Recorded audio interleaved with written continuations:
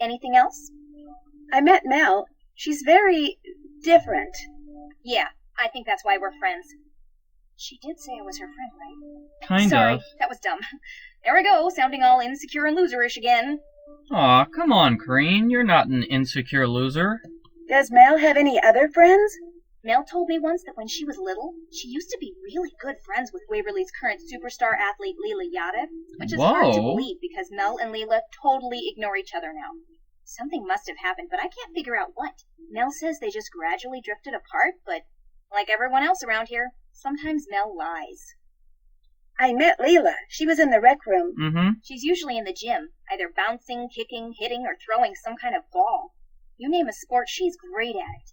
And competitive? That girl loves to win, and almost always does. Some really competitive people cheat. Does she? Probably. I mean, I can't prove it, but come on, a jock up for valedictorian? No way! Something's hinky somewhere. And, speaking of hinky, she started wrapping her wrist about a week ago, but is it actually hurt? Debatable. Could she be the Black Cat? Well, she's here on a scholarship, so it's real hard for me to believe she's smart enough to, 1, secretly be the Black Cat, and 2, divert suspicion by faking an injury and making herself look like a victim of the Black Cat. But I have to admit, it is possible. It sounds like Corine is sort of like Izzy. They don't like many of the other characters in the game. Rachel enlisted me to help her get her web project done. Better you than me. Ooh. You don't like her? Let's just say she's not one of my favorite people. She's kinda flaky. Like last month, she flunked a test that took her out of the running for valedictorian. Technically, she shouldn't even be on this floor anymore. Oh. I need to take a close-up of you for a web page Rachel's working on. That okay? Whip out your camera and let's get it over with. Cheese. Cheddar. Cheddar is a kind of cheese. I'd better get going. Bye. Suit yourself. Alright, so, if you weren't watching in the last video, I talked to Corine in order to get the key to the Special Collections cabinet in the library. There's a book by Madeline Moore in the Special Collections cabinet. You just need to do a search for it on the computer in order to find it. Alright, Rita Hallowell is one of the founders. And here are all the founders, and where is this? Is this by the side of the building? I'm going to go outside and look. I think this is right outside. Yeah, here it is. This cornerstone looks different than it did in that book. It does? Okay, so this is a puzzle. You want to put all 4 of these things to fill up the square. Now the way to solve this puzzle is to realize that the long side of each object goes on the outside of the square.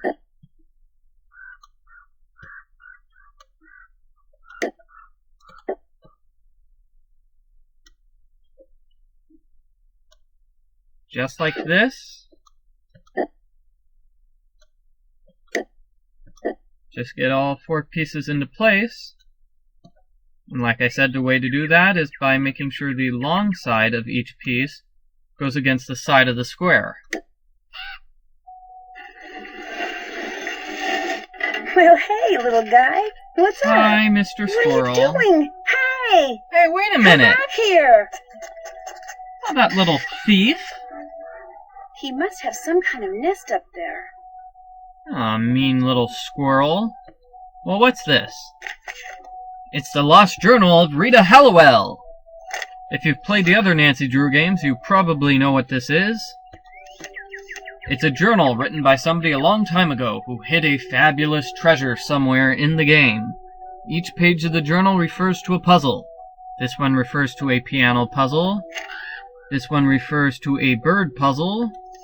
This one refers to a celebratory dinner puzzle. When you solve all the puzzles, you will be able to get the fabulous treasure. Each puzzle leads you to a token. You can use a token on the token thing in the basement. Hey, phone call. Hello? Hi, Ned. You at the school? I sure am. So how's it going? It's going awesome. Really, I'm having more fun than a barrel of monkeys. In case you don't know, Ned is Nancy's boyfriend, and the two of them are going to talk all the way until the end of the video, so I'm just going to sit back and relax and listen to their conversation. Great.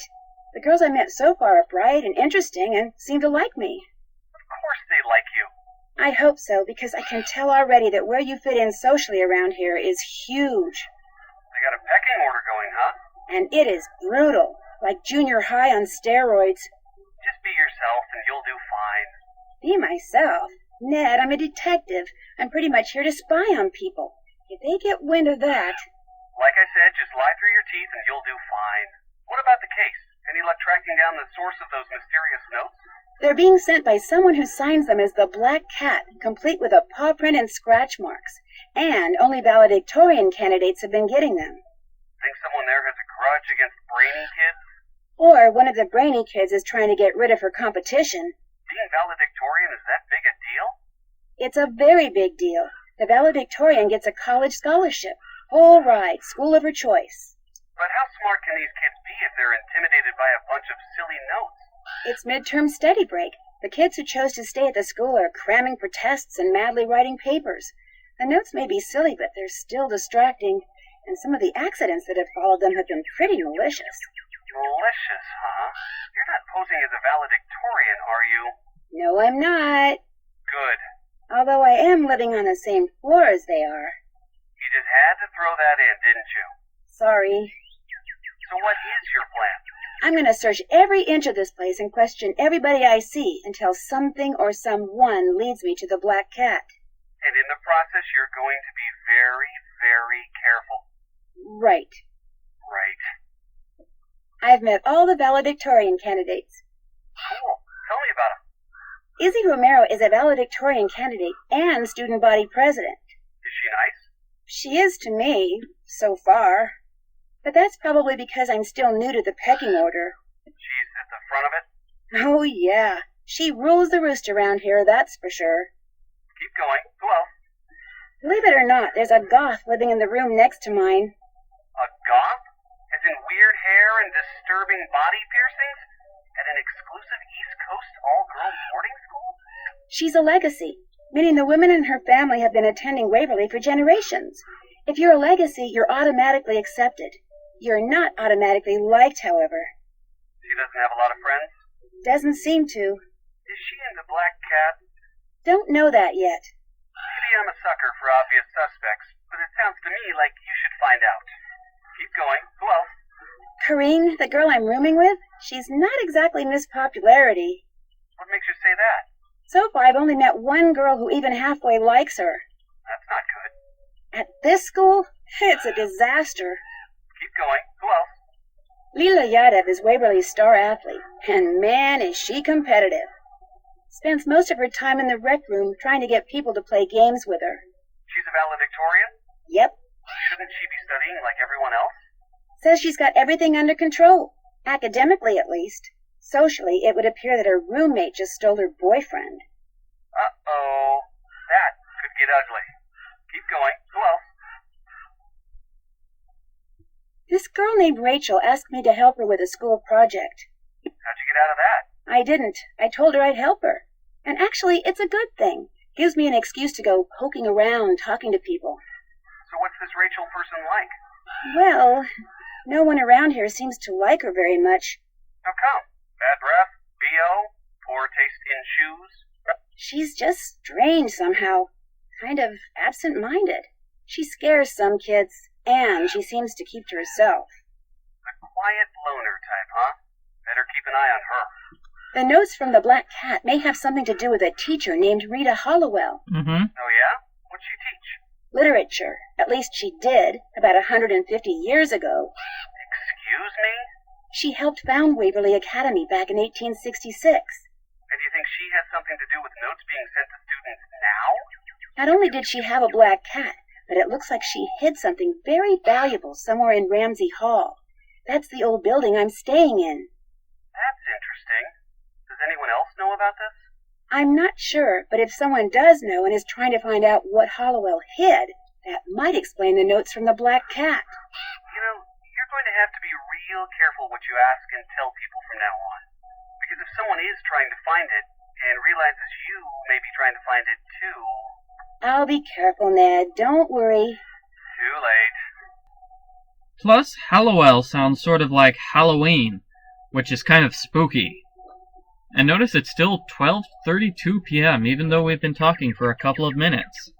Time to do some more snooping. Watch yourself, Nan. I will, Ned. Talk to you soon. Bye, Ned.